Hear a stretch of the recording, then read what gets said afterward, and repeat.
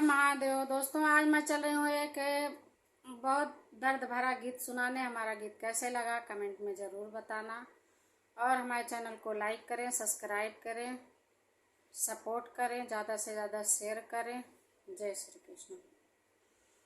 दरे दरे ठोकर खियावे नसीबिया, दरे दरे ठोकर खियावे नसीबिया, दरे दरे ठोकर खियावे नसीबिया। पहली विपत्ति राम के तुआ पे डाला, पहली विपत्ति राम के तुआ पे डाला। सीता का हरण माँ करावे नसीबिया, सीता हरण माँ करावे नसीबिया।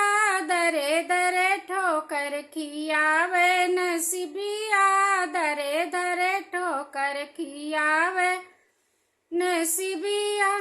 दूसरी विपत्ति राम के तुआ पे डाला, दूसरी विपत्ति राम के तुआ पे डाला। लक्ष्मण के बाण लगावे विपत्तिया, लक्ष्मण के बाण लगावे विपत्तिया। दरे दरे ठोकर खियावे विपत्तिया, दरे दरे ठोकर खियावे विपत्तिया, दरे दरे ठोकर खियावे विपत्तिया। तीसरी विपत्ति राम के तुआ पे डाला, तीसरी विपत्ति राम के तुआ पे डाला। द्रौपदी के चीरे हरणवा करावे नसीबिया, द्रौपदी के चीरे हरणवा करावे नसीबिया।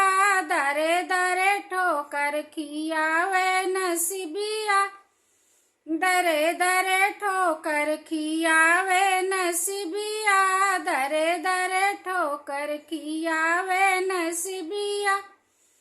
चौथी विपत्ति राम के तुआ पे डाला, चौथी विपत्ति राम के तुआ पे डाला। सोने की लंका जलावे, सोने की लंका जलावे नसीबिया, सोने की लंका जलावे नसीबिया। दरे दरे ठोकर खियावे नसीबिया, दरे दरे ठोकर खियावे नसीबिया। पचई विपत्ति राम के तुआ पे डाला, पचई विपत्ति राम के तुआ पे डाला। सीता का बन को निकाले नसीबिया, सीता को बन के निकाले नसीबिया। दरे दरे ठोकर खियावे नसीबिया, दरे दरे ठोकर खियावे नसीबिया, दरे दरे ठोकर खियावे नसीबिया।